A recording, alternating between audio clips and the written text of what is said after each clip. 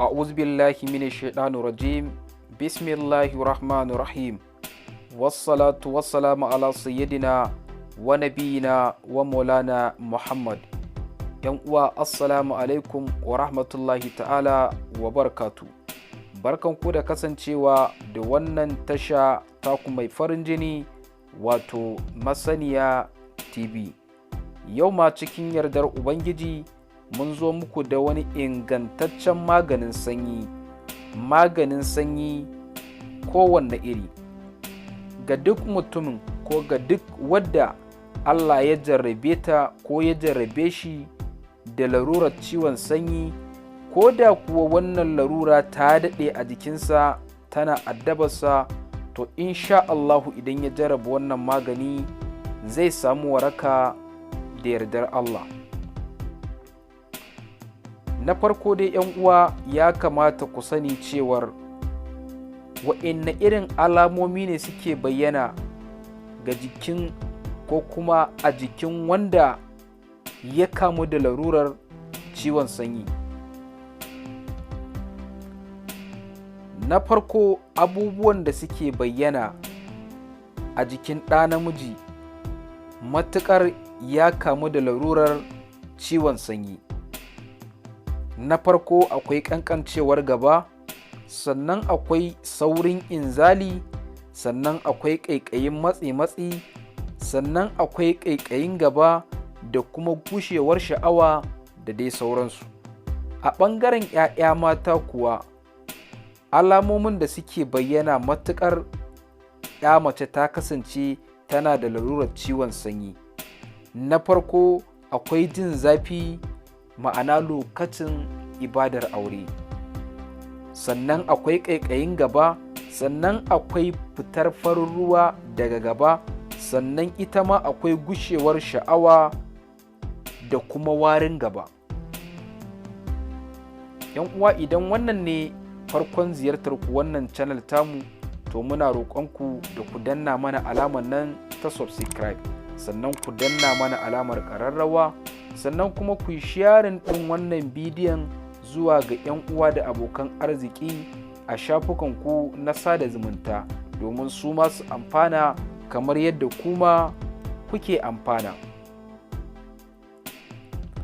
Abubuwan da ake bukata domin samar da wannan magani na larurar ciwon sanyi kowanne iri. Na farko ana buƙatar ɗanyar citta guda 2, sannan ana buƙatar ruwan zuma cokali 8, sannan ana buƙatar man tafarnuwa cokali 5, sannan ana buƙatar ruwan kaltufa shi kuma cokali 4. Da farko za a samu wannan ɗanyar citta ma'ana guda 2 mai kyau, a saɓule bayanta sai a jajjaga ta ma'ana a dake ta.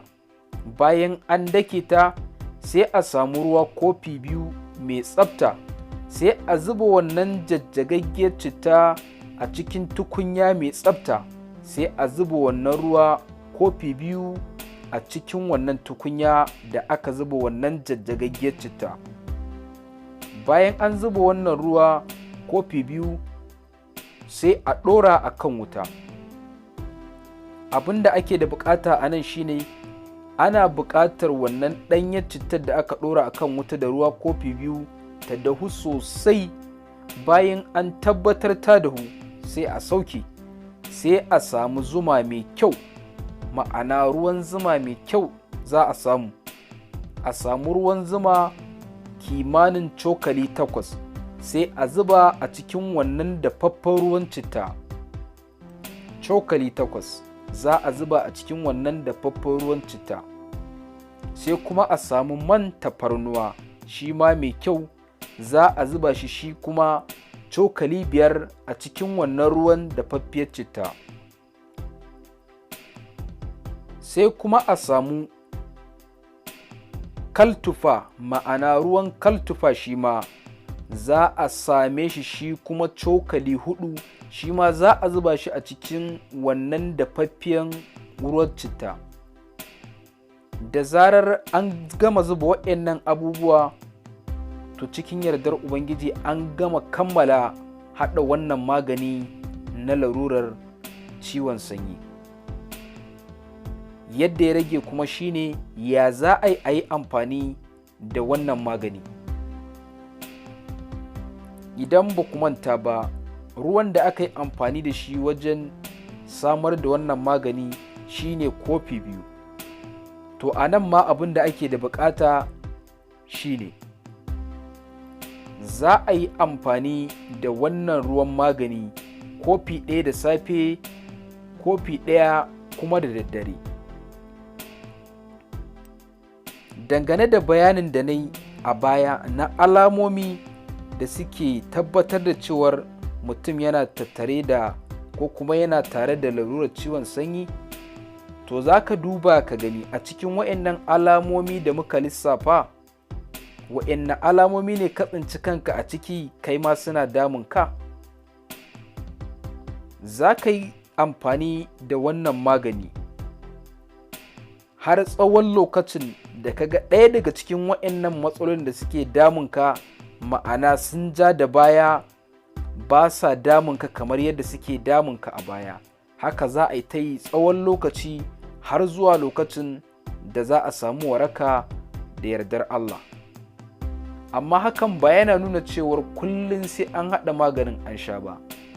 Za a iya yin tsallaken kwana ɗaiɗai, ma'ana yau in ka sha wannan magani kofi 1 da safe, kofi 1 da daddare bayan cin abinci kenan, to za ka iya tsallake kwana 1 zuwa jibi kenan sai ka ƙara haɗa kamar wannan maganin da ka haɗa a rana ta farko, shi ma ka sha har zuwa lokacin da za a samu waraka cikin yardar Ubangiji. ‘Yan uwa, kada ku manta ku danna mana alamar subscribe idan wannan ne farkon ziyartar ku wannan channel tamu, sannan kuma ku danna mana alamar ƙararrawa. Sannan idan wannan bidiyon ya burge ku, ku danna mana alamar like, sannan kuma ku yi sharing ɗin wannan bidiyo zuwa group ɗinku na WhatsApp ko kuma shafukanku na sada zumunta domin 'yan uwa su amfana kamar yadda kuma kuke amfana. Bisalam.